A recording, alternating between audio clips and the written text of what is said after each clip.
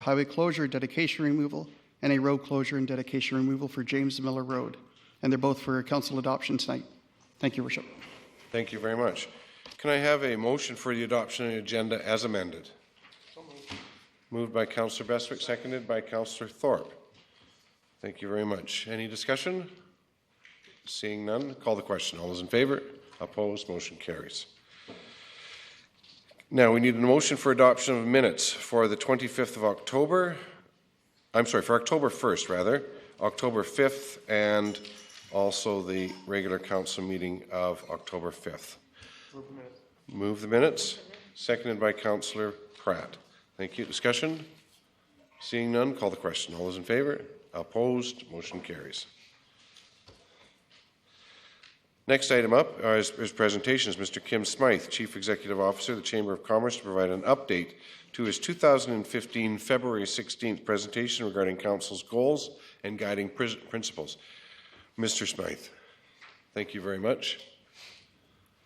Thank you very much. I would have had a PowerPoint prepared, but I ran out of time because I thought that time was better spent making my speech short so that I'm in and out in under 10 minutes here. So thank you for welcoming the Chamber of Commerce this evening. We thought it was important to do an update with you since offering our first report to Council on February 16th, shortly after your election to office. In that presentation, we pointed out how much your individual platforms in the election were aligned with the Chamber of Commerce platform. We found the following commonalities. 1, a wish to use teamwork to provide leadership. 2, a commitment to maximizing core service efficiencies. 3, the desire to seek transparency and community input. 4, being informed, engaged, and responsible. And 5, always striving for community prosperity. Council was in general agreement that their values aligned with our platform points, so we felt we were all ready to work in unison. We went on to identify 6 key priorities for the first year in office. Here's a report card on those, ranking each priority as not yet started, project initiated, project progressing, project stalled, or project complete. The priorities we identified at that time: updating the 2012-2015 Corporate Strategic Plan, not yet started. The Green Tape Committee, stalled while we wait for core review. Reviewing development and building permit procedures, initiated at the staff level, but not yet at the council table. Overhauling sign bylaws, not yet started. Core review, initiated the RFP in the past month. Freezing commercial tax rate hikes, completed by freezing tax increases across the boards other than the asset management allowance of 1%. So congratulations on that. But take that list as a body of work, and we don't have a lot to celebrate. That is not the level of progress that Nanaimo deserves, and it should have been achievable by Council. We say, as the voice of business, that this community, all taxpayers, unfortunately aren't getting their money's worth at this time. There are some who would say that an inability to define a shared vision, both short and long term, by this Council is causing a slowdown and is in fact preventing any real progress. An impediment to defining a shared vision is Council's apparent inability to communicate effectively and respectfully. Has been very visible in these chambers in past, never mind in the world of social media today. Toxic relations exist at this table if one reads what is published on Facebook or attends these meetings. Council needs to focus on removing this toxicity from the working relationships in order to begin effectively communicating. There has to be some shared responsibility at that table to aim for that. It's been heard around the council table that you don't have to like or respect somebody to work with them. How does thinking and speaking openly like that promote productivity and demonstrate a willingness to achieve great things in any workplace? One would think that sharing common goals and working towards a vision would be much more productive if people working together would focus on what they shared rather than their differences and how many reasons they have to dislike each other. There needs to be respect and the outward appearance of respect for the office that you hold, respect for the processes you manage, and respect for staff and the community when they stand here to communicate with you. But most of all, you need to show respect for each other. That certainly has not been standard operating procedure so far, I would argue. That is noted not just by members of this audience, but everyone who tries to do business here and everyone who watches these interactions on Shaw or on streaming video. Of course, the media also do a good job of reporting on the travails of council. Objectionable behavior and lack of decorum in this room by people in the gallery over the past year has resulted in delays that cost taxpayers money, create frustration, and certainly add to the stress of the job that you're expected to do here. People shouting out, cheering and jeering, waving signs in front of the cameras and audience members leads to an atmosphere of chaos and disrespect. In fact, these experiences and leadership's inability to maintain order is at least partly responsible for council failing to meet quorum 4 times in 2015. I've been watching council in the city for 24 years, and I've never seen that before or anything close to it. This community needs a council that is committed to an economic development vision and points toward a path that will result in a city with full and healthy employment. We need agreement with and a commitment to Tourism Nanaimo's vision and strategic plan. There needs to be a long-term commitment to the Vancouver Island Conference Centre and development of a complementary hotel and a business plan to make those interconnected projects succeed. Or we need to know if somebody is sitting on Plan B, a realistic option to do something else that will reward our community the way we saw that project working for us when we decide to go ahead with it. And if you don't like what you see as the plans for these projects, we need to work together to come to an agreement on what will work because it's a product of our shared vision. We need council to build stronger relationships with external community groups. City Hall, we all know, does not function well in a vacuum. Commissions and committees are not enough to help elected officials and management make informed decisions. Partnerships need to be built or strengthened between council and groups like the Chamber, the Port Authority, the Airport Commission, the DNBIA, and many others in town. In the 2012-2015 Nanaimo Corporate Strategic Plan, a commitment was made to deliver excellent municipal government. That can't be done without your vision defining what excellent municipal government means. We need an updated strategic plan to guide that. This can and should be done in parallel with the core review. Finally, the Chamber strongly encourages Council to use the current opportunity of choosing a new city manager as a chance to come together with this common vision. Use this time right now to figure out how you can find consensus amongst the 9 of you on what is best for Nanaimo's future. Our new city manager will need that to help set their goals and targets. Without council leading the process, how will the new city manager know what direction to point the ship? Our new city manager will be in charge of rebuilding a senior management team at City Hall. These new leaders will make a major contribution to creating a new culture steering Nanaimo's course for the future. This must be based on the community's shared vision and led by all of you. This can be delivered through a new strategic plan with a list of exciting goals and excellent opportunities for the community to work on together. That is why the act of working together to uncover this vision is one of the most important tasks you will have in your 4-year term. Doing this successfully would demonstrate true leadership, and this alone could be your greatest legacy as our City Council. Thank you. Thank you very much. Does any of Council have any questions for the Speaker? Councillor Bestwick. Thank you, Mr. Smythe. I couldn't be more pleased to have you come and address Council, and I'm guessing on behalf of the Chamber of Commerce and its board. And I'm delighted to know the interest level that you've identified by attending each and every council meeting of this council since December. I have to assume that when you're making your address, you are very precise in that you believe in democracy. You believe in the democracy? Yes, sir. 50% plus 1? Mm-hmm. Thank you. You mentioned everyone who tries to do business here. I take a little exception to that notion that everyone that tries to do business here has negative experiences. Our single-family dwelling is up over 2014. Our commercial development is up over 2014. We don't, as a council, sit at the City Hall when developers or business people come to the counter. So I have to make some assumptions that you're making specific references in your address perhaps a hotel.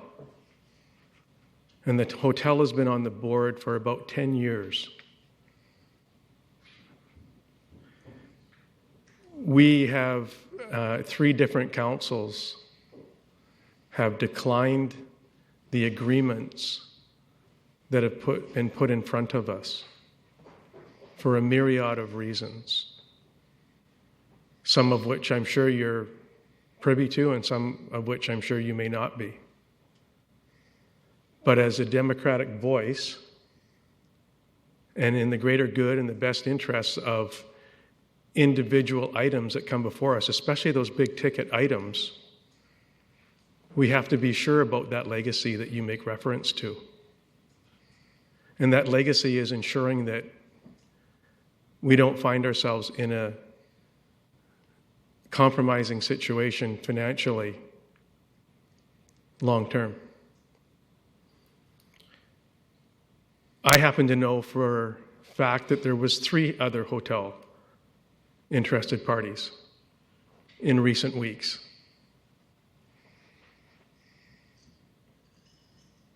And we have chosen one. So there is interest out there in that site right across the street. And we have found a way to get in the way of business, unfortunately. To suggest that we are not business friendly, I find offensive. I don't appreciate that. I do believe in the democratic process and the direction that this council provides, whether it's 819054. That's democracy. Do I think that there's been opportunities for us to be more pleasant to one another? Absolutely. Absolutely. Do I think when you speak to transparency, we can't possibly be more transparent? This is on TV right now. Everything we do is on TV. Everything we do is on social media. Everything we say is in the newspaper. I learn more in the newspaper than I do in many reports that I get of what's going on in our city. When you speak to the 2012 to 15 strategic plan, couldn't agree with you more. We should be doing it right now. It's one of the first things that we should have done in January of 2015 and started working on it knowing that it was over in December. Couldn't agree with you more. We didn't do it. I couldn't agree more that development process. I couldn't agree more that we need to have that green tape, red tape committee going, and I don't think it's not going because of the core services review. I don't think that's why it's not going. I don't know why it's not going. I don't know why it's not moving ahead. Should be, but it's not. I happen to think the core services review will be one of the most important things that this city's done. We haven't done one. We need to do one. It was one of your mandates. It's one of your things that you think that we should be doing too. And it's taken us a long time to get to this point of an RFP. A long time. Too long. It's taking too long. Agreed. Couldn't agree more. So, you know me pretty well. Yeah. You know that I'm a member of council for a decade. Have you ever invited me out for a coffee and to talk about your concerns? Have you ever invited me to the chamber? As a matter of fact, yes. When? Last December. I'm sorry that I missed the meeting last December. Here too. I don't recall. You know where I am. If you would like to discuss with me my personal position on topics and items, I'm very available and very accessible. And I'd be happy to sit down with you at any time and discuss topics of mutual interest and concern. Anytime. Thank you. Thank you. I want to make a comment, Councillor Bestwick, that I did not make the statement that this council was not business friendly. That's not written here. That didn't come out of my mouth. That's not part of my script. I also was not specifically pointing to the hotel project. And I very much appreciate the offer to sit down face-to-face more often than once, I hope, and continue to have dialogue about the issues in front of our city. Councillor Brennan. Thank you, Your Worship. Thank you, Mr. Smythe. I want to thank you for your comments, and I want to thank you for your frank assessment of the performance of Council since our inauguration. Your assessment is very broad in scope, and perhaps some of the assessments I'm not wholly in agreement with, but overall, I think that you and the Chamber has some very valid points about the work we've done and the work that we haven't got done. And so if tonight is an opportunity for you to remind us of our original goals and nudge us to move forward and get some work done, then I thank you very much for coming and taking the time, and for other members of the Chamber for coming and supporting you in this assessment. So thank you very much. Councillor Hong. Thank you, Your Worship. Thank you, Mr. Smythe, for your presentation. I love report cards. I think you were actually pretty generous on your statements.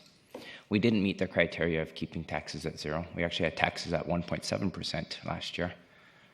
1% went to asset management, and we did increase your taxes by 0.7%. Sorry about that. We couldn't meet that requirement as much as I would have liked to at zero. It would have been great. I don't know why the green tape, red tape has stalled. I don't think it was a core review. I don't think the discussion has never come up. I'm on that committee, and it hasn't come up. And I think signs probably fall into that category. And the sign bylaw is something that I would love to see change, and would be under the mandate of the Red Tape, Green Tape Committee. And I'm hoping that's going to get started as soon as we can, as long as the strategic plan is something that we do need to look at. And I echo what Councillor Bestwick has said, that we need to get on it. I think we've made this discussion at the RDN where it was more important for us to do a strategic plan first before we actually did our budgeting. Seems to make logical sense, and I think it's about time that we actually get down to do the work that we need to get down, and to get the work done for the citizens of Nanaimo and for the business partners in Nanaimo as well. Thank you. Thank you, Councillor Hong. Councillor Thorpe. Thank you, Your Worship. Through you to the delegation, thank you, Mr. Smythe, for coming this evening. I want to thank you for having the courage to stand there and bring us comments, or as Councillor Hong said, a report card, which is not entirely flattering. And it takes some courage to do that. I don't agree with everything you said, but I do agree with most of it. And I think you make a number of very valid points. In terms of what we have not been able to accomplish, things seem to take longer than you think they will. But I think for me, more importantly, it's not what is accomplished, but how they are accomplished or how they don't get accomplished. And I really picked up on your wording of respect. And I feel, as a council, including myself, that we have not always been as respectful to each other or to certain delegations as we should have been. And I think that's an area that I would really like to see improved, and I think that will help us move forward as we look at the second year of our term. I am looking forward also, on a related note, to seeing the recommendations, the update on recommendations of the Watson report that staff are going to be bringing forward, because I think proper governance procedures are an important tool to help us move forward in a more respectful way and a more productive way. So I think we can do that, and I'm hoping that a year from now, when we see you standing there again, probably, we'll get a better report card and have a much more positive outlook going forward. Thank you. Thank you. Councillor Yocum. Thank you, Worship. Thank you, Mr. Smythe, for the words and the words and the comments, the encouragement, the grades, etc. I totally agree with majority of the statements, and we look forward. I look forward to personally being stronger in regards to numerous areas, and I look forward to where we meet with the business community, whether it's NEDC or the Chamber, young professionals, and see what the needs are. We have an F in that component, in my view. We have an F in external relations. You're dead on. You named some, but also like VIUs and NAMOC, RDN, we don't meet. You may recall from the outside there, I was fortunate to be part of the table with the two mayors of council and my late Auntie Vi. We went down to the province. We went down there and brought major money to this region because we went down as one. And we've been working in silos for far too many years, not just us, all these entities. And we all know we went down there, we brought $20 to $30 million to this region, working together. And I think we should, and we have to do that. But since the election, we have not met once as a council to talk about visions or strengths or our vision. So I find great struggles. I've struggled with that every day. That's why I keep saying it. So if we're not going to organize ourselves, I have no problem leading a meeting to discuss what we got to need, and I probably will in the near future, because my patience is wearing thin for being labeled this or that. When I have this vision, I want the same probably vision with many of you and your stakeholders. So I look forward to those conversations. It's not about blaming. This is work together. If not, then let's roll up our sleeves and get to work. I want to touch on the hotel meeting, which I'm very disappointed how that meeting went that evening. And I'm also disappointed that's the first time we conversed with those individuals, when we should be meeting right from December to January and saying, here's what may come up, people. And we got to work on this, and we got to work on that. I think we have to get some cultural awareness training. Maybe NEDC or the Chamber can, whether it's just with our, whether it's from any country in East Asia, First Nations, or whom we're going to be working with in the future. We got to do that, have that type of training for certain parties we're entertaining with. We have I'm not going to belabor the conversation. Everyone in this room knows the relationships with many people amongst ourselves, but nonetheless, we can all improve and be accountable individually and go forward. And I'm committed to that. This, in regards to common goals, I just want to touch on the green tape. Absolutely. I remember a year ago being on my soapbox with everyone else campaigning and said, I heard the green tape. I don't know the green tape, red tape. I hear Councillor Bestwick talk about the increased numbers going up, and I see even the need for the green tape. To me, we're going the right way, but if we can make it even easier, smoother, so there's less headaches and gray hairs for people, I'm definitely want to encourage that. And I have no problem down the road making a motion, because I don't believe I should be caught up in core review. And I just want to state in regards to core review, the person that was working on RFP, core review, and Labor Day proposed 20 dates to the city, and we chose the 28th. And somehow we get wrangled in those conversations. So I'm just telling you facts that not everyone's aware of. So he submitted 20 dates around Labor Day to get this thing rolling. And we met on the 28th, the last day he submitted. So I just want to say there's more. I'm not being defensive, but there's more to it. But I'm more than willing to want it from my end, be a support and be where I can as an individual to support all corners of the city, which includes the business sector, which you represent, and also the social sector. In whatever corner, in this case, it's your business sector. So I want to touch on that. I look forward. I heard someone state sharing a common goal or a vision. I don't know if it's your word or it's my own. My own language, but committed to ECDEV vision is what I heard. Absolutely. I need someone. If we're not going to get with all the host it ourselves, lead us. Let's do this together. I'm there myself. I can't speak for the rest of this table, but we need to get that vision because we have not met. I'm beating that to death because it's really shocking that we have not met to discuss, hey, Bill, what's your goal? Hey, Ian, what's your goal? What do you hope to do? Not once. So am I throwing or blaming? Somewhat, but nevertheless, let's just start doing this together. And I'm committed myself to work better with yourself. So I just want to say thank you for your presentation and some of your grades. And hopefully we're having some more strength-based conversation in regards to certain areas on feed off our strengths. Thank you, sir, for your time this evening. Thank you. Thank you. Councillor Yocum. Yeah. Councillor Pratt. Thank you. Thank you, Mr. Smythe, for your presentation. I don't think there was anything in the presentation that I didn't agree with. And I think it takes courage to come here and be as honest as you were tonight in regard to the progress that we have made or not made. And what I can say is we are taking steps to try and change some of the things that are happening on council and that are preventing us from moving forward. And I really sincerely hope that we're successful in those endeavors. And this is one of those times when we really do need to step up and not just say the words of, yeah, we agree, and yeah, we're all working to make this happen. We really need to show that to the public. We were elected to lead this city and to do good things for this city and help it move forward. And I think we could do a lot better than we have done. So I want to thank you for coming tonight, and I will commit for myself to do everything possible to make that happen. Thank you. Thank you, Councillor Pratt. Thank you. Seeing no other speakers, I just want to throw my 2 cents in there, and I agree with everything 100% what you said tonight. The fact is that it is not an individual effort to manage a council. It's the collective.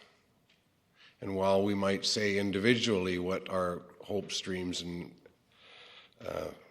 goals are, we have to do it together. And that's where we've got a long way to go. There's a lot of heavy lifting to do, and one would hope that we can achieve that. Thank you very much. Thank you very much, Mr. Mayor. Thank you. Motion to receive the delegation. Councillor Brennan, seconded by Councillor Pratt. All those in favor? Opposed? Motion carries. Thank you.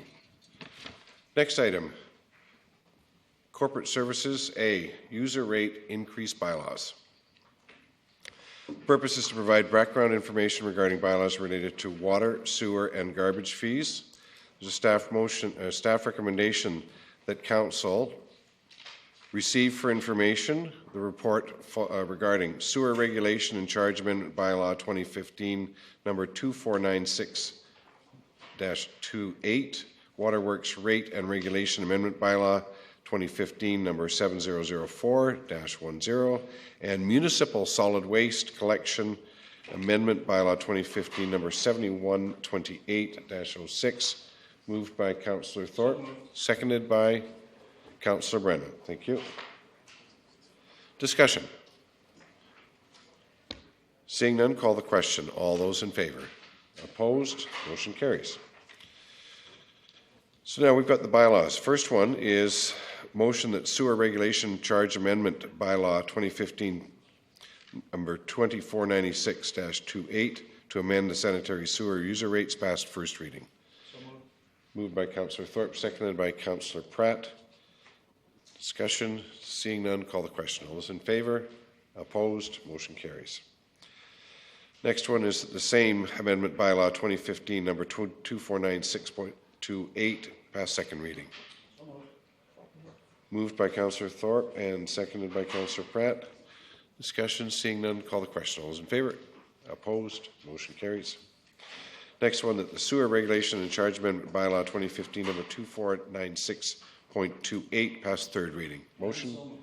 Moved by Councillor Thorpe and seconded by Councillor Pratt. Discussion. Seeing none, call the question. All those in favor? Opposed? Motion carries. Waterworks rate and regulation amendment bylaw number 2015 number 7004.10. Motion that waterworks rate and regulation amendment bylaw passed first reading. Councillor Brennan, seconded by Councillor Pratt. Discussion. Seeing none, call the question. All those in favor? Opposed? Motion carries. That the waterworks rate and regulation amendment bylaw 2015 7004-10 pass second reading. Mover, Councillor Brennan, seconded by Councillor Pratt. Discussion, call the question. All those in favor? Opposed? Motion carries. That the waterworks rate and regulation amendment bylaw pass third reading. Motion, Councillor Pratt, seconded by Councillor Thorpe. Thank you. Call the question. All those in favor? Opposed? Motion carries.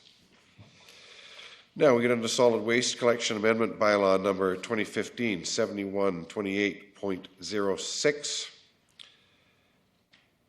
And that is that it passed first reading. Mover, Councillor Brennan, Councillor Pratt, seconder. Moved and seconded. Discussion? Seeing none, call the question. All those in favor? Opposed? Motion carries. That the solid waste collection amendment bylaw 7128.06 pass second reading. Mover, Councillor Pratt, seconded by Councillor Brennan. Discussion, seeing none, call the question. All those in favor? Opposed? Motion carries. And that the same bylaw, number 7128-06, pass third reading. Mover, Councillor Pratt, seconded by Councillor Brennan. Call the question. All those in favor? Opposed? Motion carries. Next item. Item B, development variance permit number DVP 270 at 1721 Fleet Place. And the purpose is to obtain council authorization to vary the required parking for an auction use. It's requested that council hear anyone wishing to speak with respect to DVP 270. Is there anyone wishing to speak to DVP 270? The second time, anyone wishing to speak to DVP 270? And for the third and final time, anyone wishing to speak to DVP 270? Seeing none, we have a staff recommendation that council issue development variance permit number DVP 270 at 1721 Fleet Place to vary the required parking from 36 spaces to 12 spaces. Do we have a mover, please? Councillor Hong, and seconded by Councillor Brennan. Thank you. And Councillor Brennan, you wish to speak to it? Yes, I do. Thank you. I noticed that the letters that are attached to this, the letters from businesses surrounding, sort of give conditional support. And it's basically the support is on the condition that there only be 2 auction events a week, because I am supposing that the surrounding businesses would have some concerns if there were more auction events than 2 a week. So I'm just wondering if there is a way to have a covenant placed on this, and perhaps staff could let us know. Go ahead, Mr. Lindsay. Thank you, Your Worship. I think certainly a restriction on hours or days of use is something that could be registered through a 219 covenant and registered on title. So then, if in terms of the motion just made, would there be a second motion made, or would the motion have to be amended to include a covenant? Your Worship, I think my recommendation would be if that is something that council's interested in. Of course, it's not something that we've discussed with the property owner at this point. So if council's interested in securing that kind of item, my recommendation would be return it to staff for further discussion. And would a motion be in order? Mr. Jackson, I guess it would be. Motion to refer, yes, Your Worship. Then I would make a motion to refer this back to staff for comment on that. Second that. Have a motion. Yeah, but We're going to refer it? Okay. Mr. Jackson? It's acceptable, it's proper to have a referral motion when there's another one on the floor. Basically pushes the pause button. Yeah, So there's a motion, it was moved to refer this matter back to staff, and I believe, was it seconded? It was seconded as well, Your Worship. Well, myself personally, I would like to explore a little further what exactly it is that we're trying to do with a referral motion on this particular item, where we're trying to go with that. Is there debate allowed on a referral motion, Mr. Jackson? I'd say in this case, yes, it appears that it would work really well.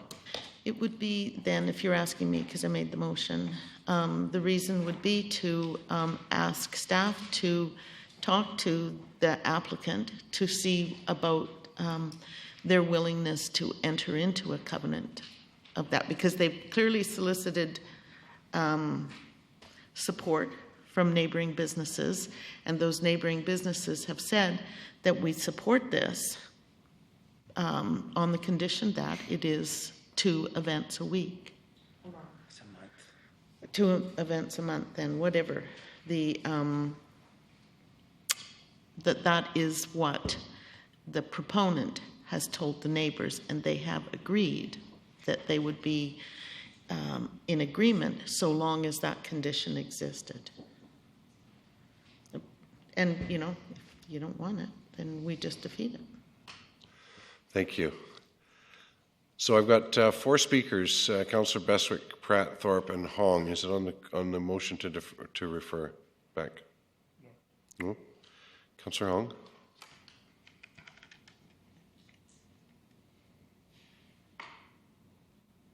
No. Okay. I'd like to talk about the motion. Okay. Councillor Thorpe? I believe it is, Your Worship, in the sense that I'd like to explain why I believe it should be referred. So, if I may, I have concerns about this variance as it stands. I would like staff to have another look at this. I want to support this business, but I've visited that site twice, and I find that cul-de-sac very crowded with very little regulated parking on the street. I note that the letters of support come from, for the most part, businesses which are not on Fleet Place, but in fact down the block and around the corner on Wilgris. And the business which is immediately across from this site is not in support. I was hard-pressed to find even 12 parking spaces, unless you counted the loading bays. So I'm in favor of the referral because I would really like to see staff have another examination of this request. And certainly a covenant might be something that would help alleviate the problem. Thank you. Councillor Pratt, with respect to the referral? Yes, I am of the same mind. I was there today to have a look at the site, and the parking issue will be a problem, and I don't have a problem with it as long as the property owners are going to stick to what they are saying they're going to do, which is to limit the auctions to twice a month on Saturdays only. And because we're taking the parking down, they're asking for a variance from 36 parking spaces to 12, and then assuming that everybody else will park on the street. It looks to me like most of the businesses around there would be closed on Saturdays, so that might work, but I would certainly like to see a little more information on this before I make a decision.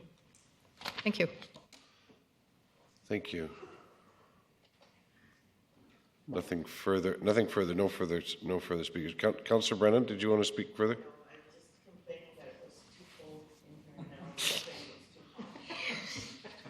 I was just thinking the same thing.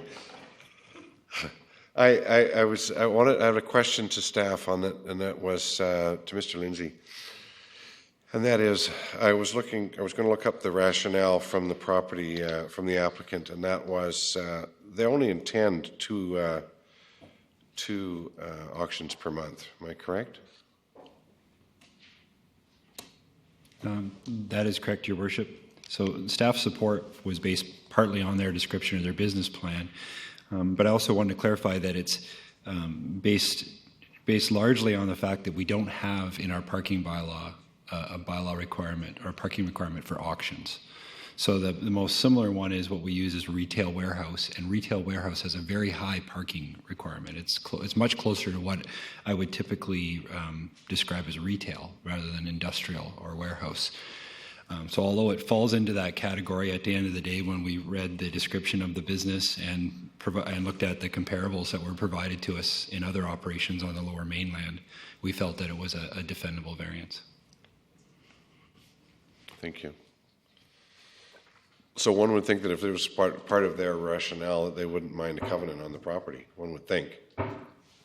Not that we can presuppose what the applicant's going to going to say. Thank you. Councillor Hong. Thank you, Your Worship. I just want to know how long this would take. When will this come back to us again? Was just a question.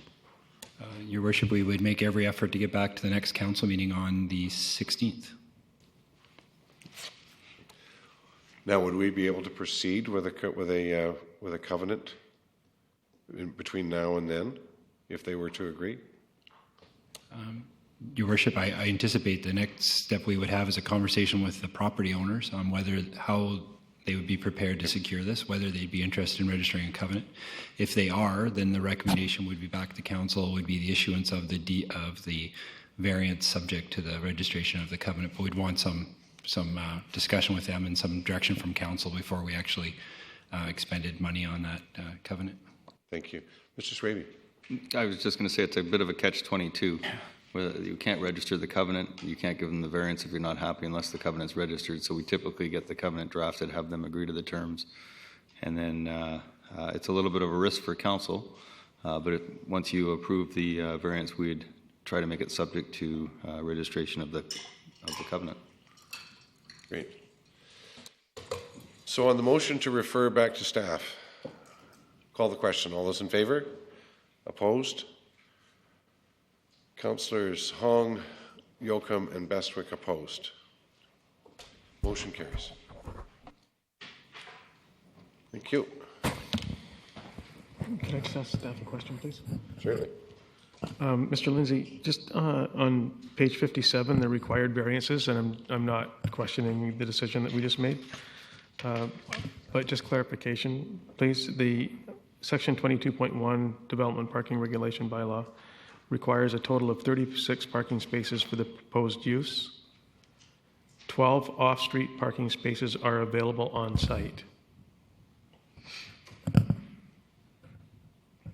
I don't know what an oxymoron means, but I'm reading this going, do I refer this back to staff because I misunderstand 12 off-street parking spaces are available on site, a proposed variance of 24 parking spaces.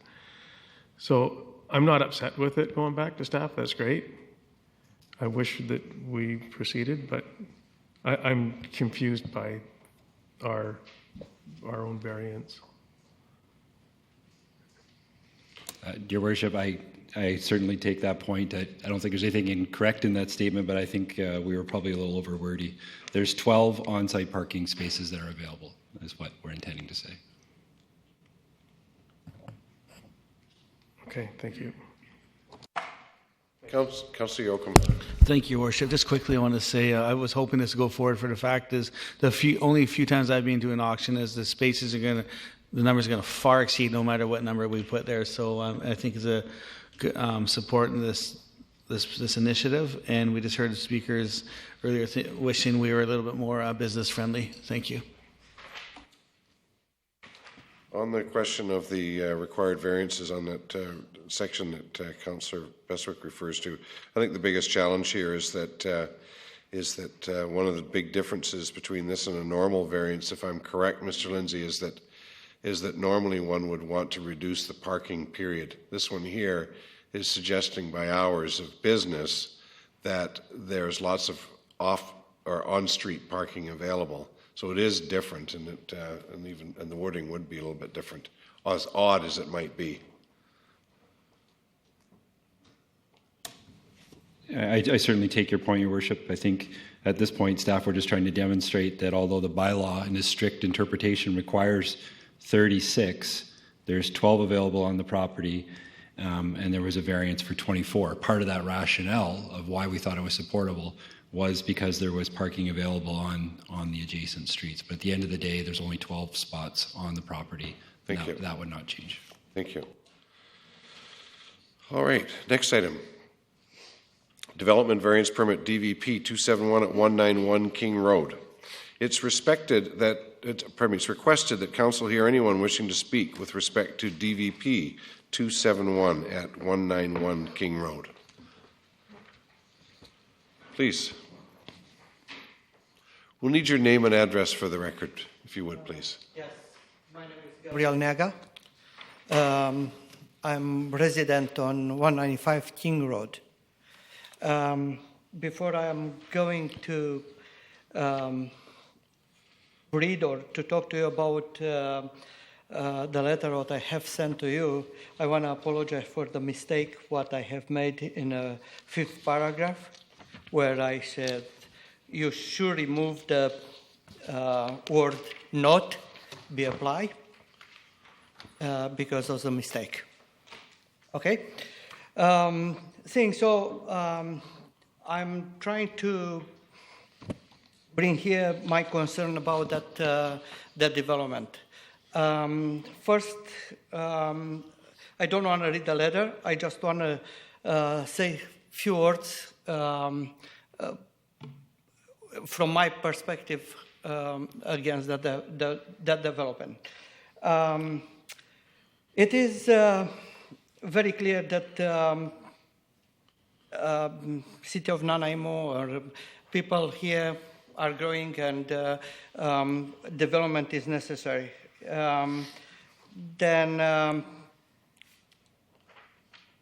this is okay with respect of everything else. And I say here in my letter respect to the safety, security, community, special safety of the children, resources what we have to share, and the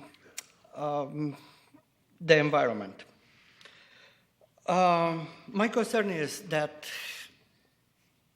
by doing that development, that piece of property will be overcrowded, and the space will be not enough, and the traffic will be unactive, won't be good in that corner.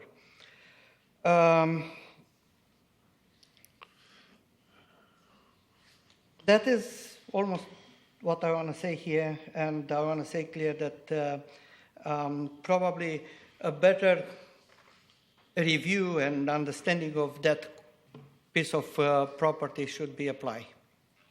That's it. Thank you, sir. I see no questions for you. Thank you very much. Is there anyone else wishing to speak to DVP 271? Please come down.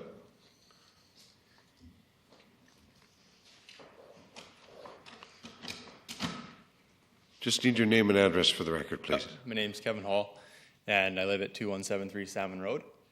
And just want to let everyone know that the road that's in there right now, Salmon Road, that links Calder and King, it was put there exactly for that. It wasn't developed to house the community that's there right now. And the parking is definitely an issue currently. And if we add that many more homes, I'm not opposed to the development, but something needs to be done about on-street parking and traffic control. It's a young community. There's children playing on the roads, riding bikes, that type of stuff. And coming around that corner of King right now, if we have homes lined up there and people backing out or whatever they're going to be doing with their vehicles, it's just going to be a hazard to the current population there. That's all I want to say. Thank you. Thank you. I have a question for the Oh, I'm sorry. Councillor Brennan. You're suggesting that we shouldn't allow 3 lots there. Is that what you're saying? I think it's going to be, is there 7 homes? Yeah. So, and there's also going to be, there's something to do with the cottage being torn down and a duplex being, so another, is that right? This is just... I know it's about a variance about the depth of the lots. Yeah, I think that's the only thing that we're... So if you just... Let me confirm that with staff. Is that the only thing we're being asked to decide on? Is the lot depth? Does that not determine if you get to put another home on a piece of property? That's correct, Your Worship. The property was actually zoned back in 2012 to allow for this use, and at the time of the rezoning, it was identified that in order to create the plan that was proposed, that variances would be required. So that's partly why we're here this evening. But I think it's correct to say that three of the 7 lots require lot depth variances in order to proceed. And if we refused to vary the lot depth, then that would end up with fewer lots? Based on my quick look at the plan, I don't know how you could accommodate the same density without variances. Thank you. Great, thanks. Sir, before you go, I got a question for you. Excuse me. If there was no variance required on the depth of the property, would you still be against the project? If it didn't require a variance? Right. Well, if it didn't require a variance, we wouldn't be here. So, no. So if the same 7 lots were in there, same 7 houses, same traffic, same everything. If we didn't require a variance, I don't think we'd have the same issue that we're going to have with how wide the road is. The road is not very wide where they're talking about developing. So if we didn't need a variance, I would assume there'd be more land for them to build back or maybe create a boulevard of some sort, and it probably wouldn't be an issue. Well, let's say if the road was the same width. Then I'd probably have a problem with it, I guess, Okay. Yeah, I'd still feel it'd be dangerous. There'd be too many vehicles. Okay, thank you. Yeah, thanks. Thank you. Is there anyone else wishing to speak to DVP 271?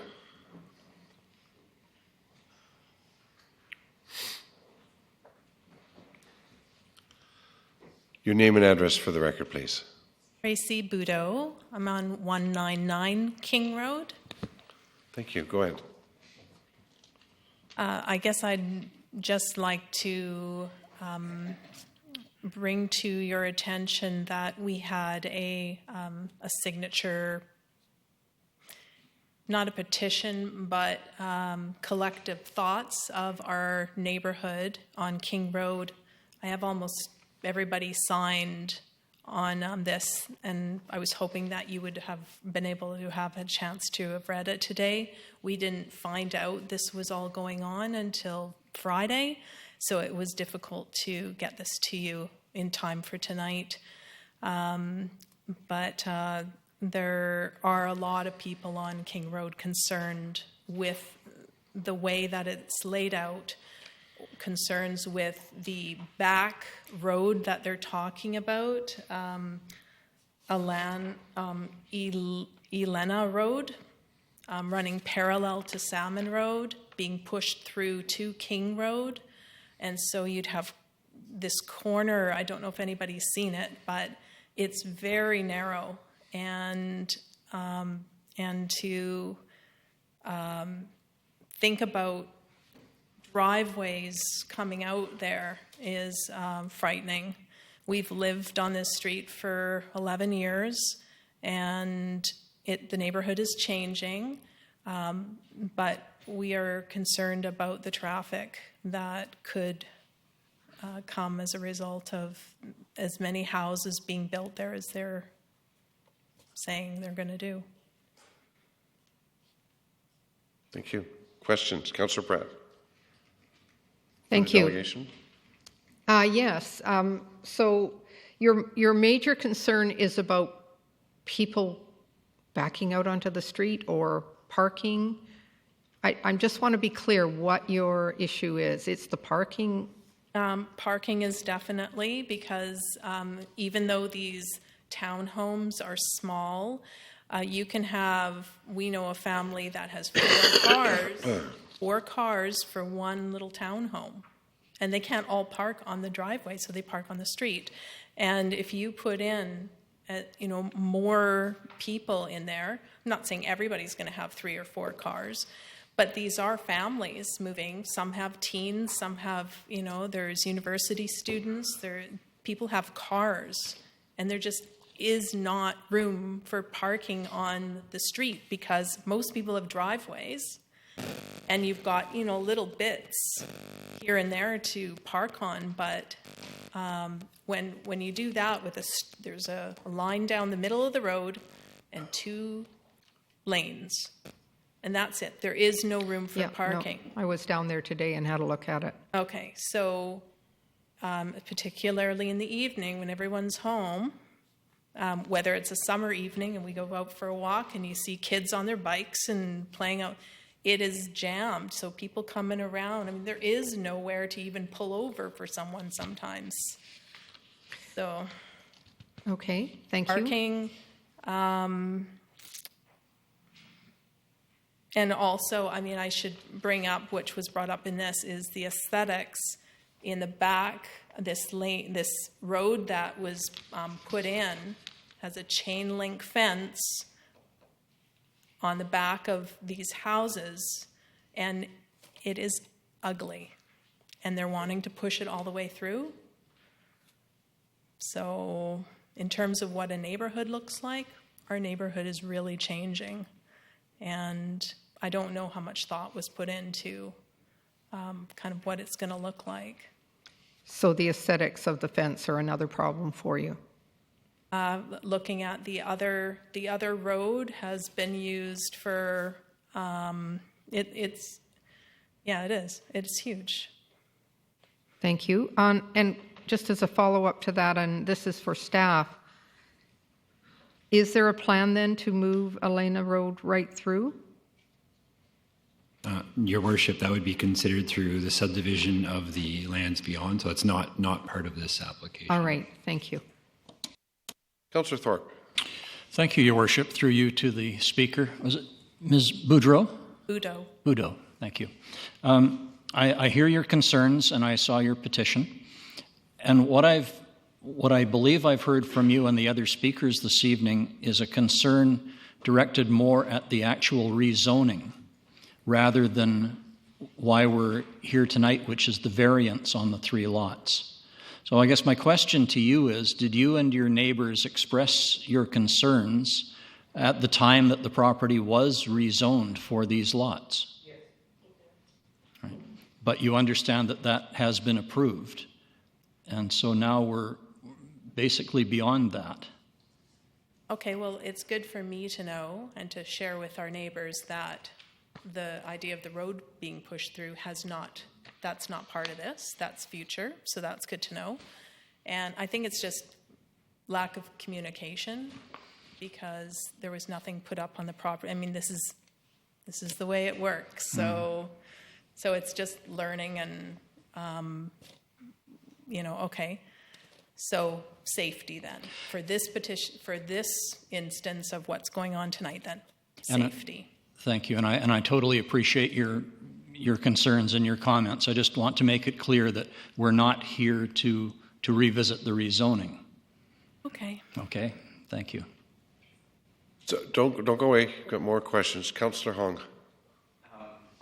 Thank you, Your Worship. Thank you, Ms. Boudreau.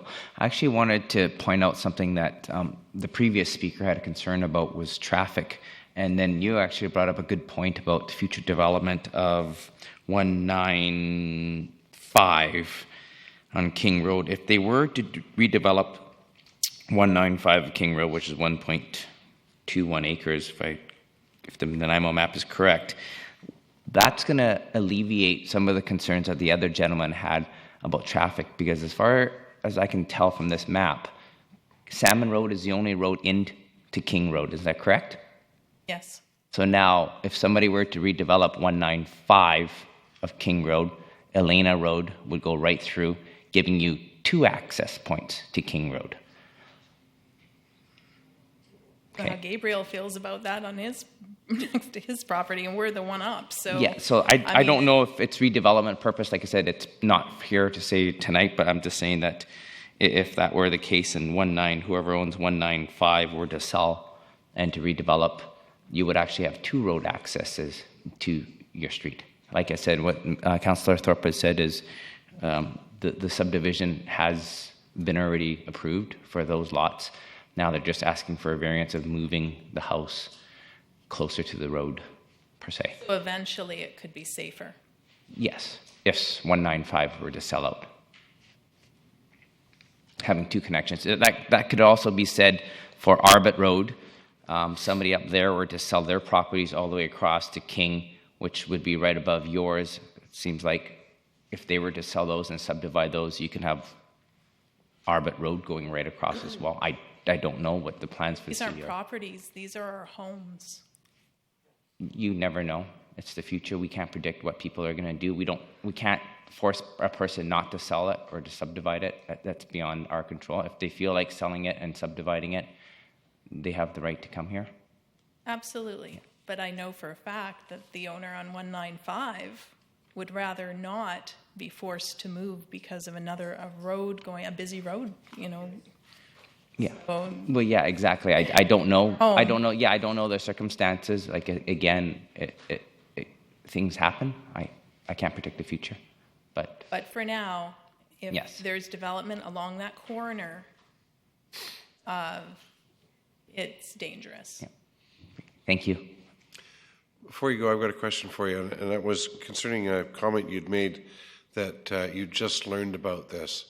Are you saying that there was no sign posted on the property at any time indicating a development variance permit request?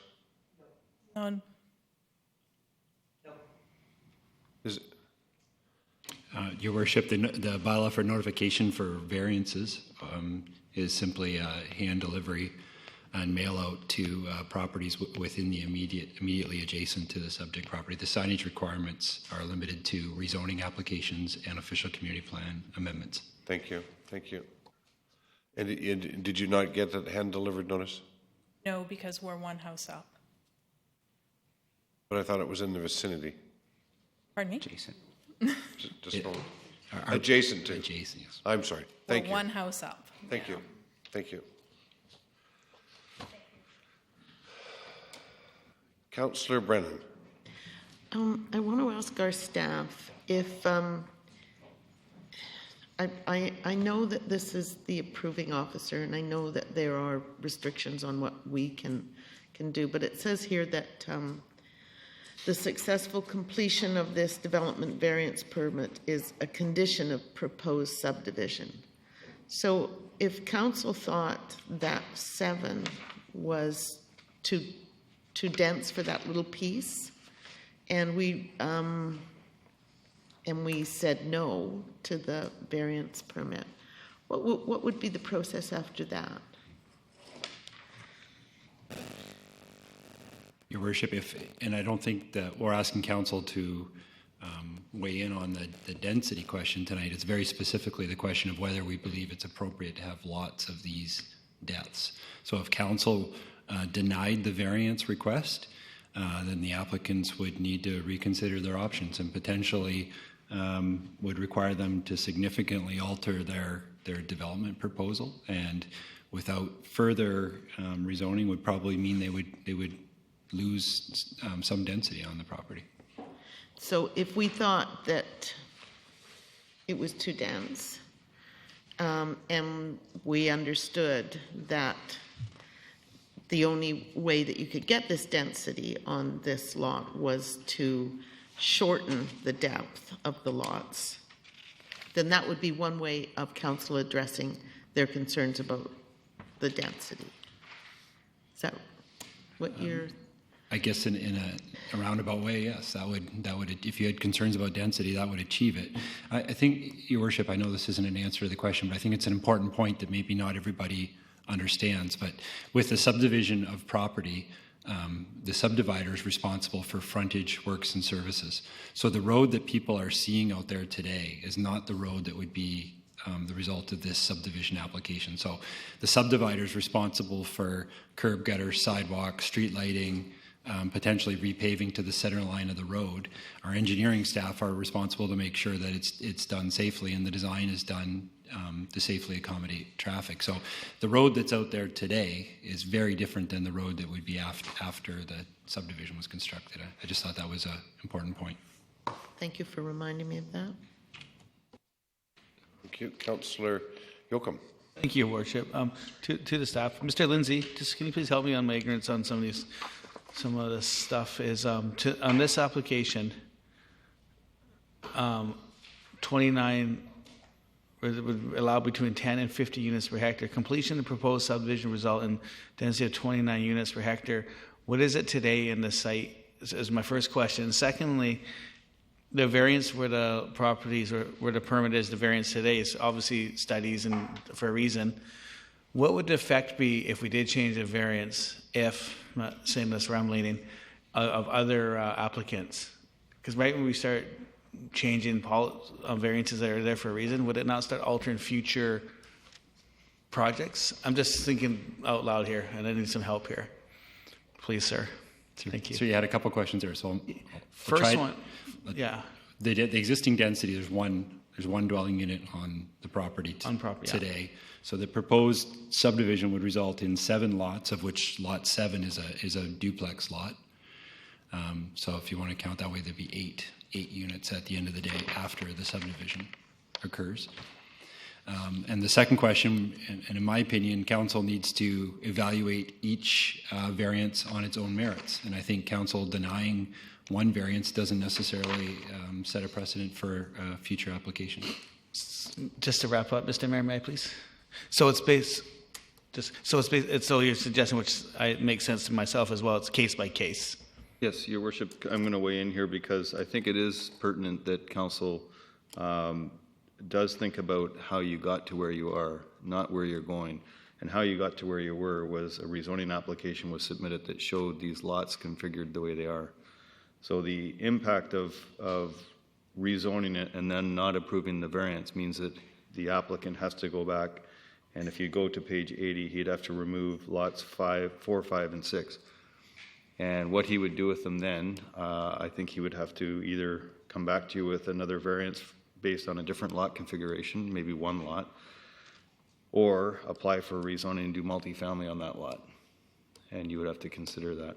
So I think it's not that it sets a precedent. I think it's more about how we got to where we are and what the decision is that the applicant's going to come back and say, I don't really appreciate how we got to where we are. That's probably more of the case. Doesn't mean you have to approve it.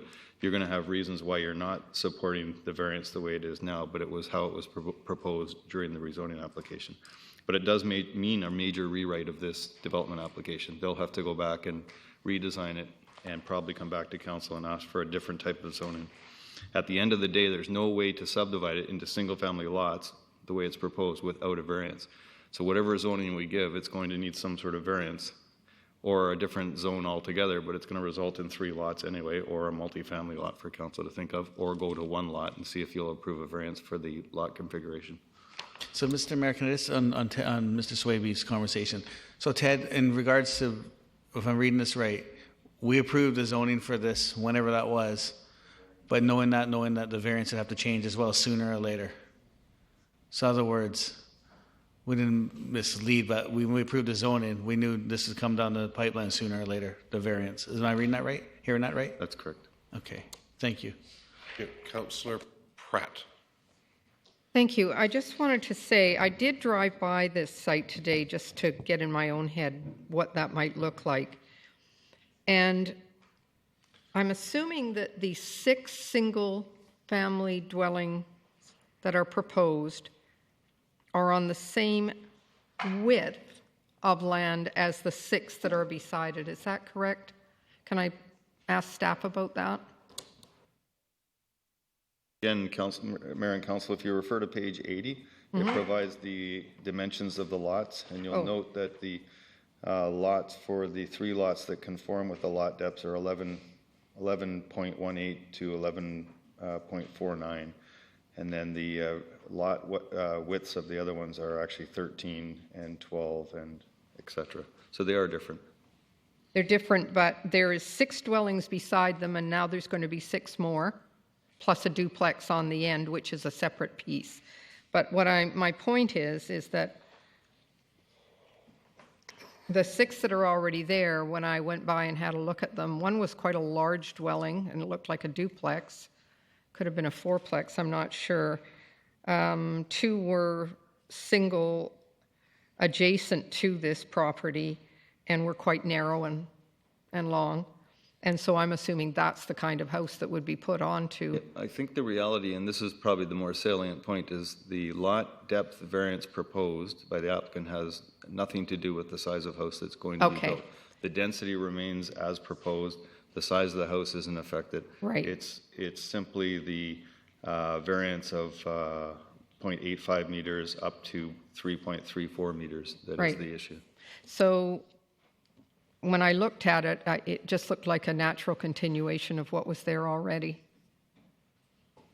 Your Worship, I think in response to Councillor Pratt's question, I would note that the three lots that are developed, I think you're referring to as you head towards the property on Salmon, those 3 lots are actually zoned duplex. So the lots themselves actually have 20 meters frontage, but there's 2 units on each lot. On the same side of the road, yeah. So those 6 units you see are actually 3 duplex units under our bylaw. Just as a side to that, one more question. So is one of them one of those single unit duplexes? No, sir. Yeah.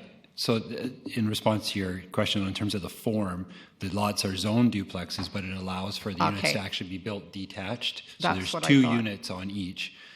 So if you want to look at it frontage per unit, it would be more comparable to sort of 10 meters of frontage per each of those units. Thank you. Councillor Yocum. Thank you, Your Worship. I'm sorry to belabor some of my questions. This is to Mr. Lindsay or maybe Mr. Swaby. When we approved the zoning, I don't know when that was, but and hearing the first gentleman speak about kids and population, I'll park that parking conversation in a minute, no pun intended, is where, and this isn't going to be the first, and we've heard that numerous when delegates come out, utmost respect communities and children. Is there I know our roads I don't know what I'm saying is, how can we ensure safety on our roadway? We can't ensure it, but is there ways we can reduce the one-way speed bumps? Because sort of reminds me of the conversation a couple of weeks ago over up by the old alternative school above Alice's restaurant, when we had that conversation about the laneway and children playing and in that area. We got many examples. So that's why I'm just wondering if there's a win-win or something around the safety concern about the children and what we can do to reduce. We can never be perfect, but where we can help with maybe speeds or speed bumps or lanes and stuff. The children are concerned to me at this point as well. Thank you. Councillor Hong. Thank you, Your Worship. So just a question to staff. If they were to rezone this into 3 duplex lots or 4 duplex lots, whatever they can probably squeeze in here, technically they can have more units in here, right? As opposed to single family? I think I would agree with your point that there's multiple ways that you could achieve the similar density on the site. I think given the very nature of this property, though, and that it's an irregular shaped property, any of those options would likely include some amount of variance for lot depth, just given the configuration of the parent parcel. Great, thank you. Council, before we get into too much further debate on this one, I think we should ask if there are any other delegations wishing to speak to the development variance permit 271 at 191 King Road. Seeing none, we need a motion on the floor. Can we have a mover of the motion, please? I will move the motion. Okay, and do we have a seconder? Seconded by Councillor Pratt. Thank you. I moved it. I'm sorry, seconded by Councillor Thorpe. I'm sorry. So I guess I wanted to say I asked Councillor Hong, you're done? Oh, yeah. Okay. On the motion on the floor, we'll just go with it. Councillor Beswick. Thank you. Last. Thank you. In listening to the delegations and comments from council, this density, for me, at least on this size property, it may be appropriate in some locations, but it's not appropriate in this location. And so for me, it's not a one-size-fits-all. This is about traffic. This is about a steep steep hill. This is about safety. This is about over-densification. And back in 2012, when this was rezoned, we didn't know what may or may not come before us as it relates to this specific piece of property. And in order for this to proceed, they require the setback, the variances that they proposed. So for me, it's too dense. For me, it's a corner. It's a steep, steep hill. It's a nasty corner, actually. And the comment that one of the delegations made about whatever form and character or neighborhood as well, the density there is growing pretty significantly. And it's for those reasons that, and if the developer has to come back with a bit lesser densified project, so be it. Because I do think it's 6 plus 2 is significantly too much for that piece of property where it's located. Yeah, it might be fine somewhere else, but it's not fine in that location, in my opinion. So for that reason, I won't be supporting the motion. Councillor Brennan. Thank you. 2 questions for staff. First of all, the houses will face Salmon Road? Yes? That is correct, Your Worship, yes. And how steep is Salmon Road?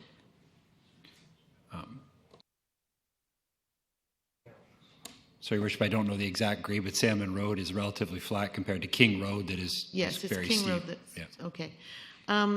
And finally, the existing houses that are on that street, just next to the proposal, they are duplexes or duplex size? Yeah, Your Worship, Yeah. I think these are the units that Councillor Pratt was referring to earlier. Those were rezoned at some point in the past to duplex lots, right, which allow for 2 units on each lot that can be built as a traditional duplex or as detached units. Yeah, okay. And I believe these are all constructed as detached units, but still 2 units on each. Right. On So each property. that's how they appear to me when I look at Councillor Hong's map that he's got up. So knowing that this is a relatively flat street, knowing that the existing houses on that side of the road are as dense, the same density, and knowing that there will be improvements to the sidewalk and to the road, I think that the safety issues can be addressed through that. And so I will support the application. Thank you. Councillor Pratt. Thank you. I agree with Councillor Brennan. And again, I did take the time to go and look at this. It definitely conforms with what is already there on that street. I do understand the issue. People, they buy property and then things change over time, and it's of concern. And I think the onus will be on the neighborhood to be more careful as it densifies. And I think the city can contribute in some ways in terms of making sure that we do everything to, such as with speed bumps or traffic calming types of things that we can do. I was in favor of it when I looked at what was already there, and I am still in favor of it. Thank you. Councillor Hong. Thank you, Your Worship. I just forgot to ask staff that were these small lots have the ability to have suites in it? Are they big enough? Each lot has to have a minimum 370 square meters in order to have a secondary suite. So under the current plan, it would only be lot 1 that would be able to have a suite. Which is the... Okay, got it. I see that. Yeah, I do have a concern. I don't think I have a concern about the lot 1, 2, and 3.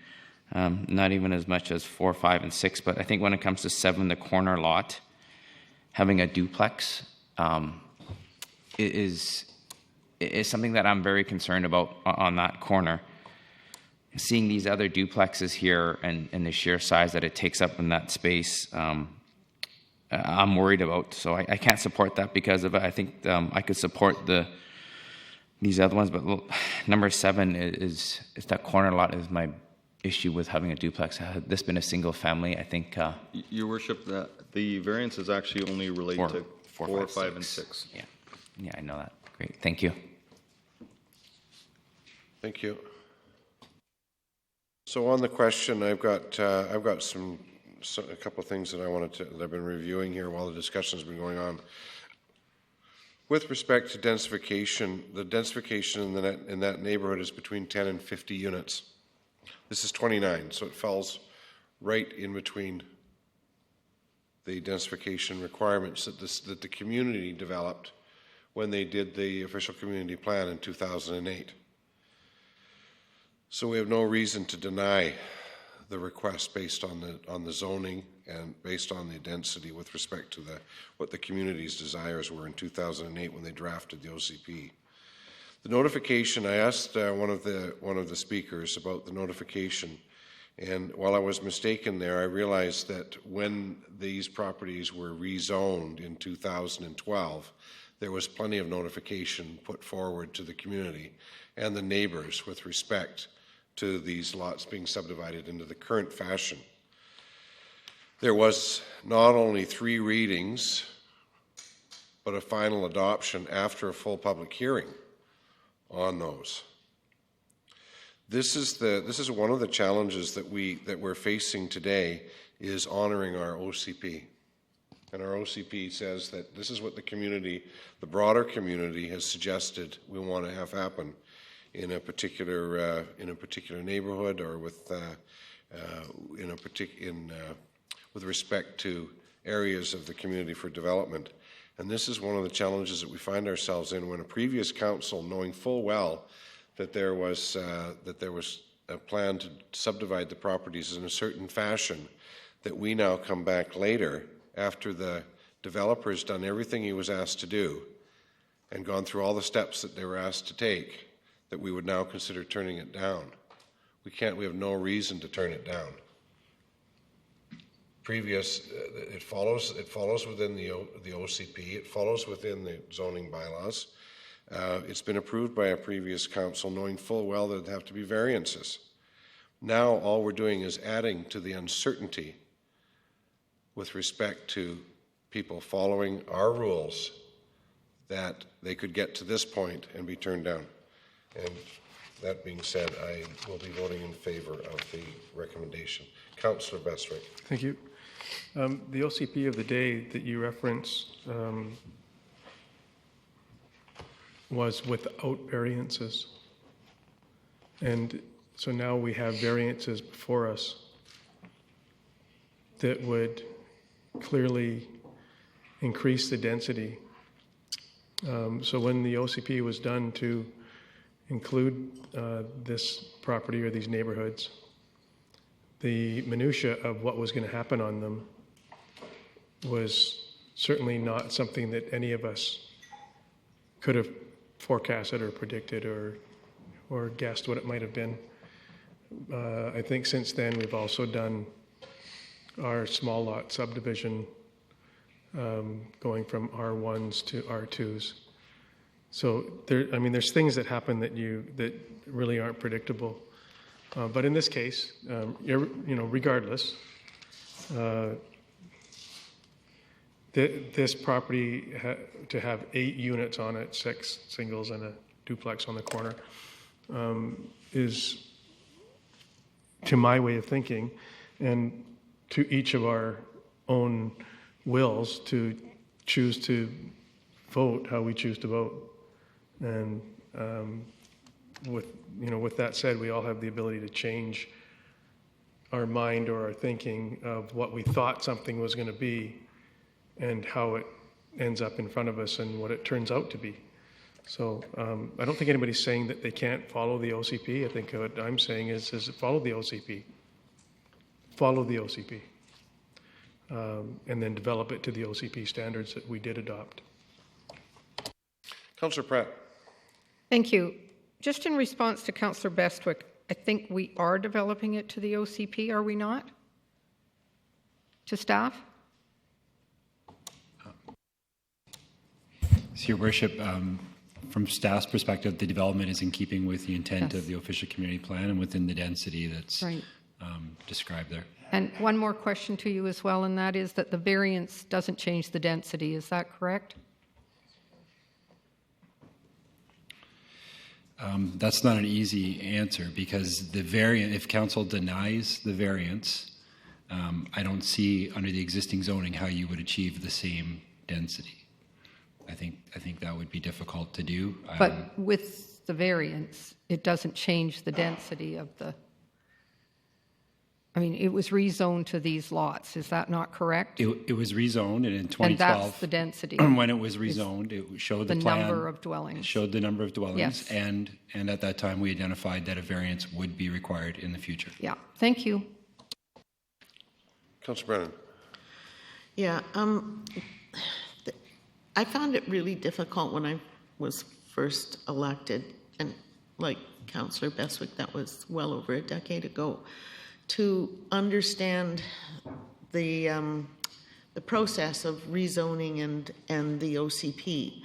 And the OCP basically tries to predict the future for us.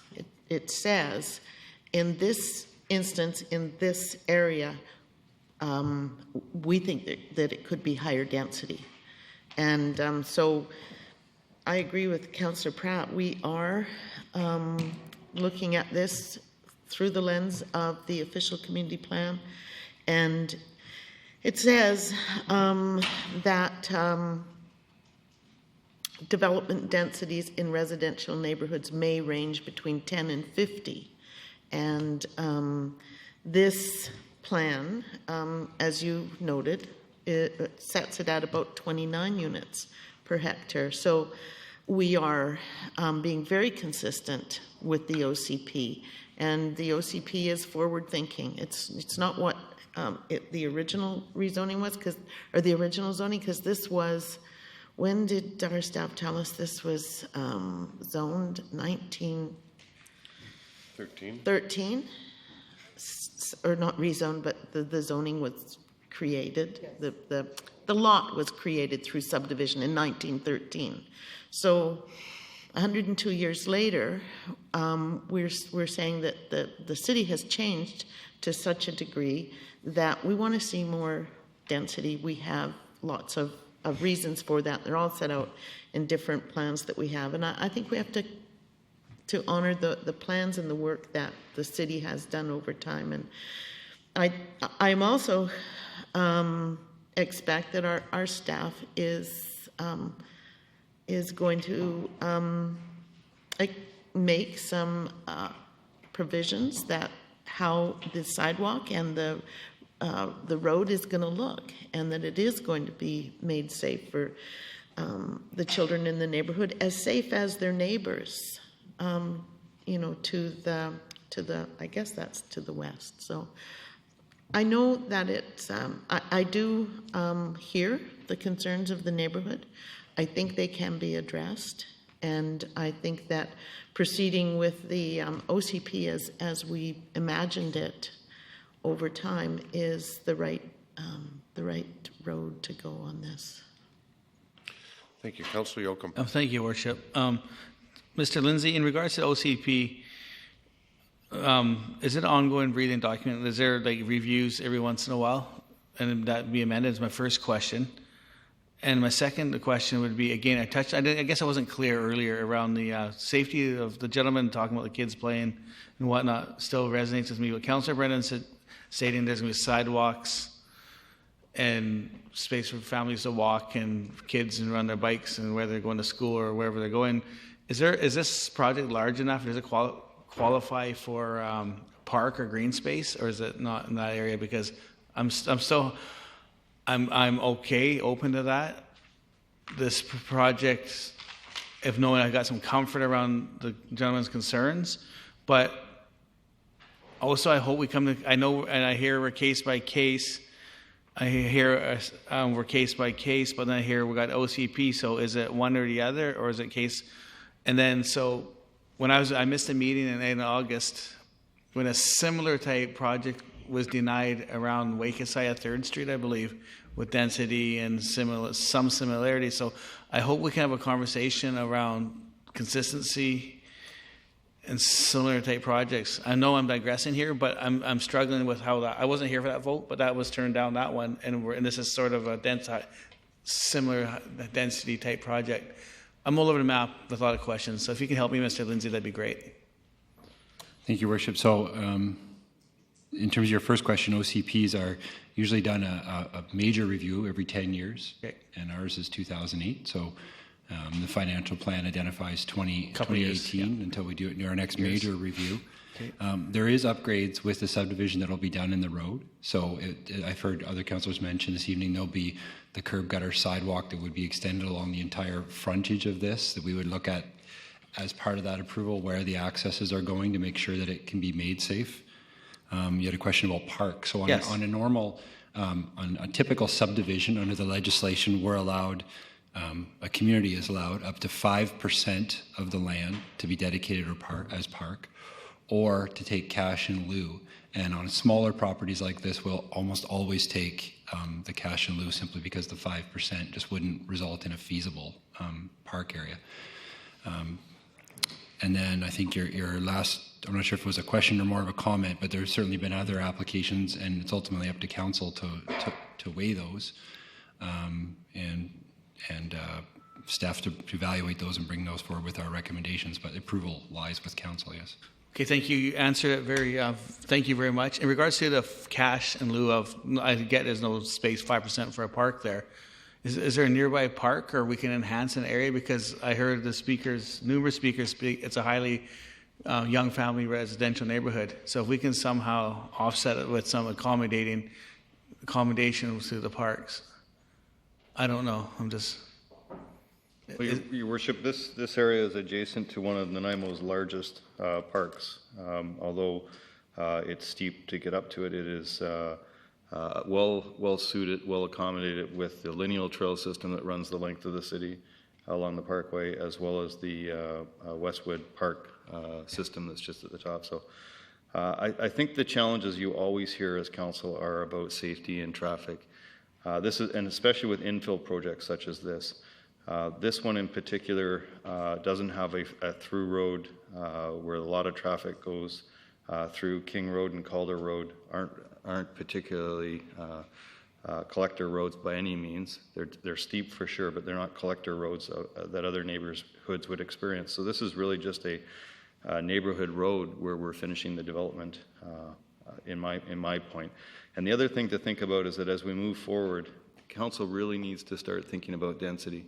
This is not dense by any stretch of the imagination. If we're going to have transit be able to be accommodated, if we're going to have nodes where densities start to offset the cost of servicing and asset management, this is not the density that you're going to want. In 20 years, when we look back, this is going to look like it's rural development comparatively to other urban centers. And I just encourage you to think about that when we try and develop out the city, that we're going to have to start reaching the point where we have some density that actually can benefit the transit facilities and other facilities such as servicing. Councillor Thorpe. Oh, thank you, Your Worship. Not to belabor this, and it's all great, interesting conversation and good knowledge to have, but I really feel some of our discussion has strayed well far from the topic of variances on these properties. And I come back to the fact that we're not here to discuss rezoning. The rezoning has been done. Council of the day approved it, and there was knowledge that variances would be needed. So I'm hearing the concerns, but I think we need to make a decision on these variances, and if there's no other speakers, I'd encourage you to call the question. Thank you very much. There are no other speakers. I'll call the question. The question is that council issue development variance permit DVP 271 at 191 King Road. And I call the question. All those in favor? Opposed? Councillor Bestwick opposed. Thank you. Motion carries. Development variance permit number DVP 272 at 3985 Apsley Avenue.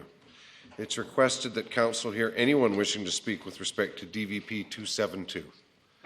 Is there anyone wishing to speak to DVP 272 for the second time? Anyone wishing to speak to DVP 272 for the third time? Seeing none.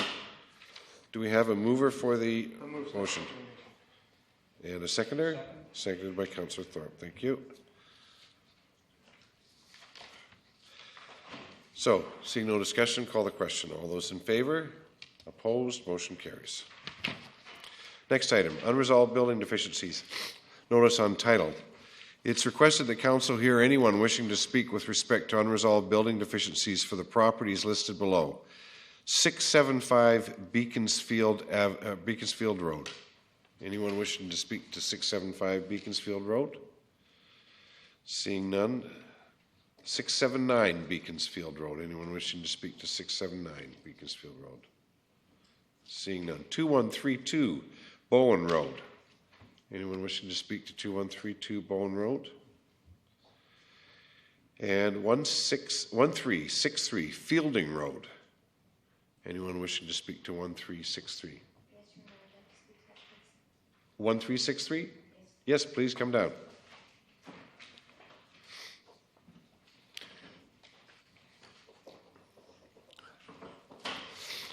We need your name and address for the record, please, ma'am. My name is Lynn Courtney. My address is 1363 Fielding Road. Thank you.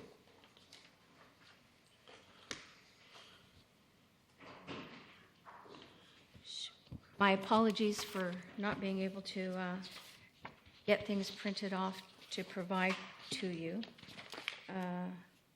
My printer quit, and we went and bought a new printer, and then my computer quit. And I managed to get it printing, but it's in minuscule. I have 2 pages stuck on one. May I bring them forward?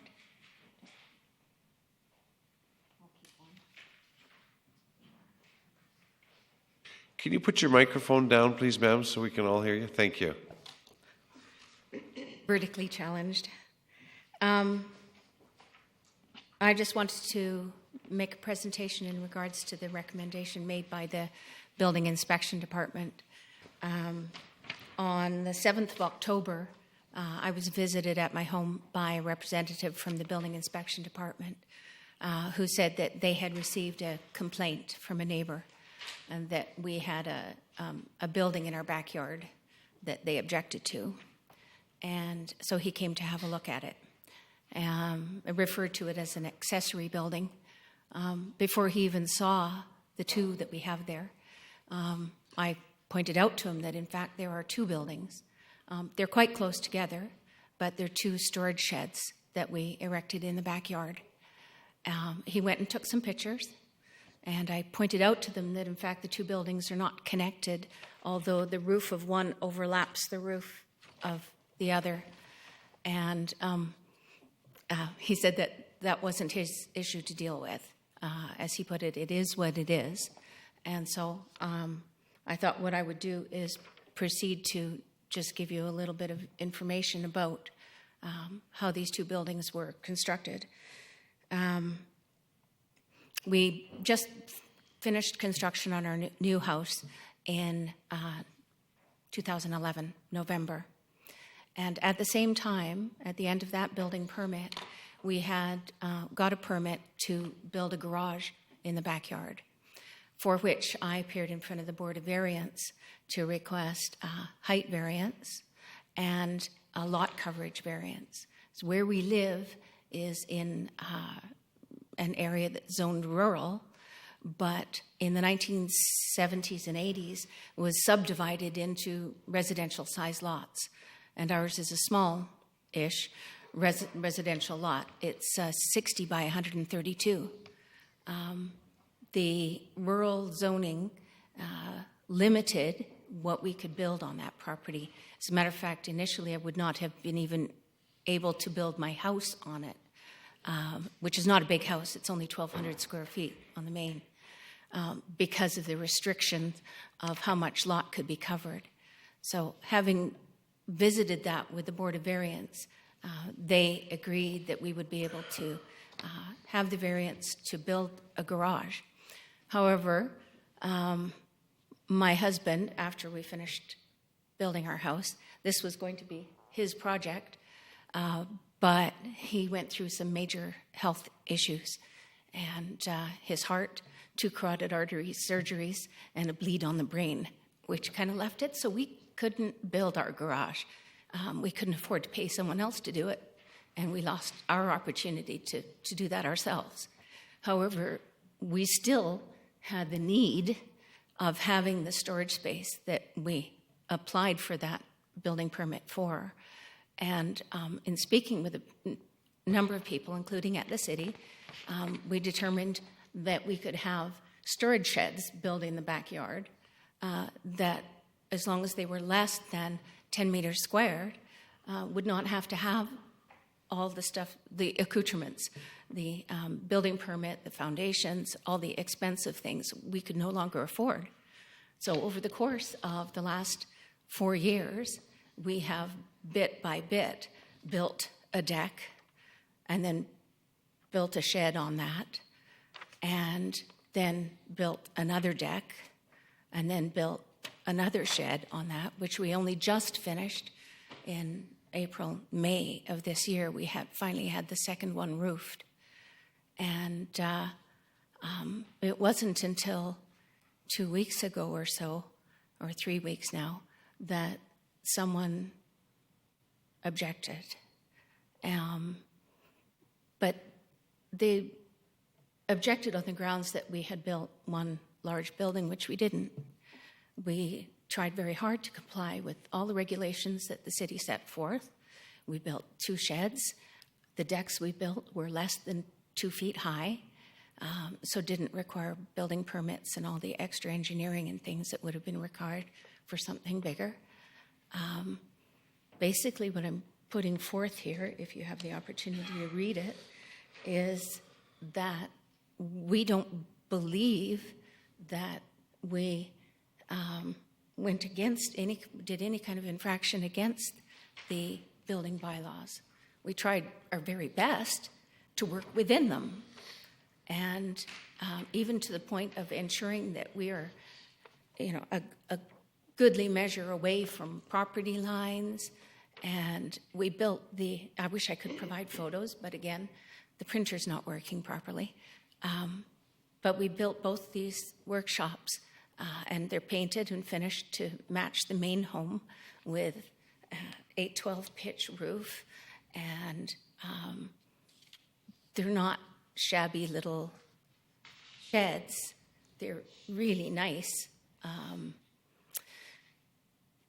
What do they call them? There's a new word now for the ladies' shed out back. So I have to admit, I designed them, and they have French doors, and they open up, and they look really nice, and they make the backyard look wonderful, and they're really, really functional. My husband has one for him for all his tools.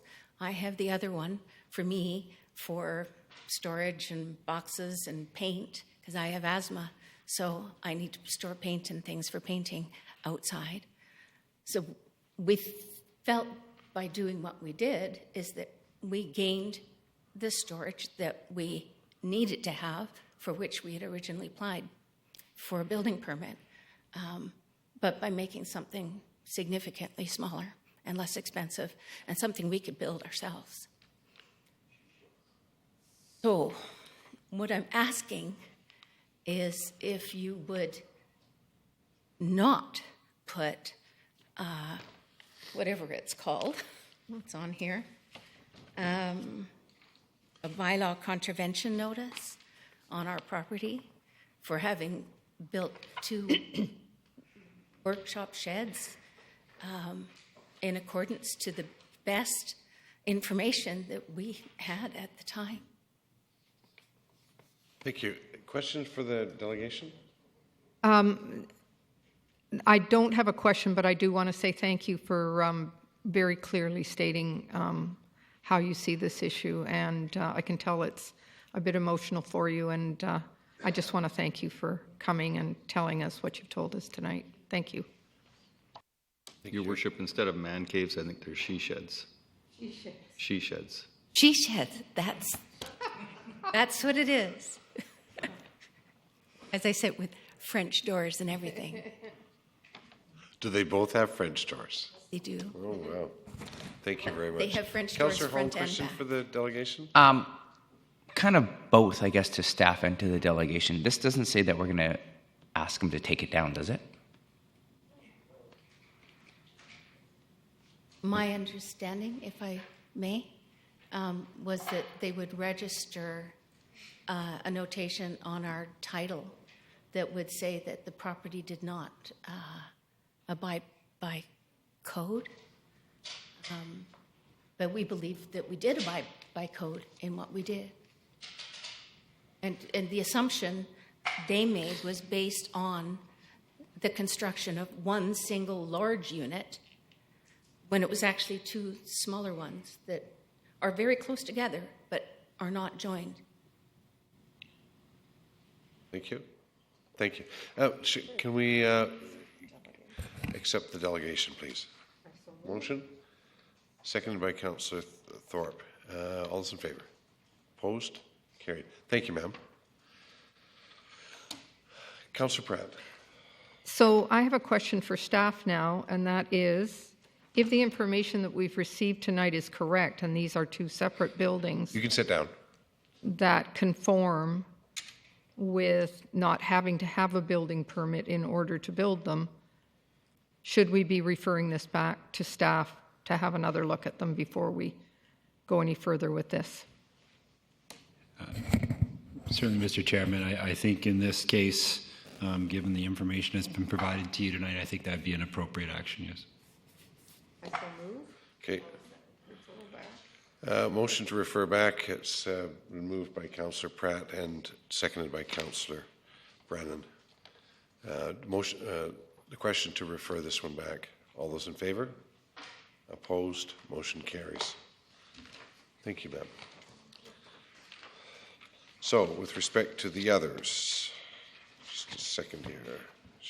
I would so move that council by resolution instruct the corporate officer to file a bylaw contravention notice respecting the properties listed below at the Land Title and Survey Authority of British Columbia under Section 57 of the Community Charter. That'd be 1, 2, and 3. 1, 2, and 3. Thank you. Seconded by Councillor Thorpe. Discussion? Seeing none, call the question. All those in favor? Opposed? Motion carries. Next item, City Manager Selection Committee Terms of Reference. And the purpose is to obtain council direction regarding the establishment of a select committee to hire an interim and permanent city manager. And the motion is, there's a motion that council adopt the City Manager Selection Committee Terms of Reference as attached to the staff report. Do we have a mover, please? Moved by Councillor Thorpe, seconded by Councillor Pratt. Any discussion? Seeing none, call the question. All those in favor? Opposed? Motion carries. Next item, under Community Services, Property Maintenance Bylaw number 1990, number 3704. And purpose to obtain council authorization to enforce the Property Maintenance Bylaw at 3796 Victoria Avenue. It's requested that the council hear anyone wishing to speak with respect to property maintenance at 3796 Victoria Avenue. Is there anyone wishing to speak to that? For the second time, anyone wishing to speak to that?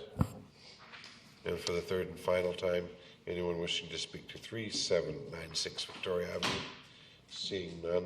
I would so move that council pursuant to Property Maintenance Bylaw 1990-3704 direct the owners of 3796 Victoria Avenue to remove the materials as listed below from the premises within 14 days, or the work will be done by the city or its agents at the owner's cost. You do have a seconder. Councillor Pratt, thank you. Discussion? Seeing none, call the question. All those in favor? Opposed? Motion carries. The next item is minutes of the Nanaimo Culture and Heritage Commission meeting held on September 2nd, 2015. Receipt. Call. Seconded? You seconded it. Thank you very much. Discussion, seeing none, call the question. All those in favor? Opposed? Motion carries. Minutes of the Advisory Committee on Environmental Sustainability meeting held September 9th. Moved by Councillor Brennan and seconded by Councillor Pratt. Discussion, seeing none, call the question. All those in favour? Opposed? Motion carries. Minutes of the Planning and Transportation Advisory Committee meeting held September 15th. Do we have a mover? Moved by Councillor Pratt, seconded by Councillor Brennan.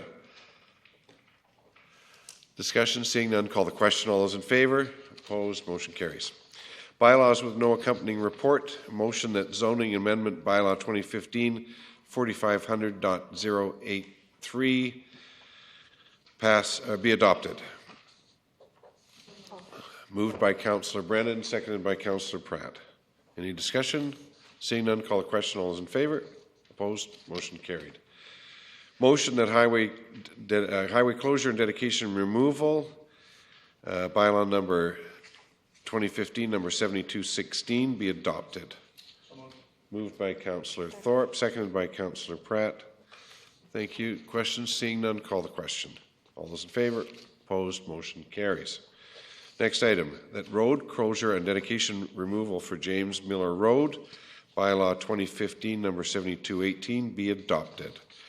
Can I have a mover, please? Councillor Pratt, and seconded by Councillor Thorpe. Discussion, seeing none, call the question. All those in favour? Opposed? Motion carries. Bylaw status, none. Council appointments. At a special in-camera council meeting held 2015, October 19th, council made the following appointments. Ms. Rebecca Kirk to the Downtown Nanaimo Business Improvement Association, Ms. Catriona McCall to the Nanaimo Youth Advisory Council, and Mr. Arjan Manhas to the Nanaimo Youth Advisory Council. Congratulations. At the in-camera Committee of the Whole meeting held October 26, Council appointed Ms. Kelty Chamberlain as the Community at Large member to the Planning and Transportation Advisory Committee for a term ending 2018 March 31st until otherwise determined through the course services review. And that leads us up to question period for agenda items only. Seeing none, move for adjournment. All those in favour? Opposed? Carried. Thank you.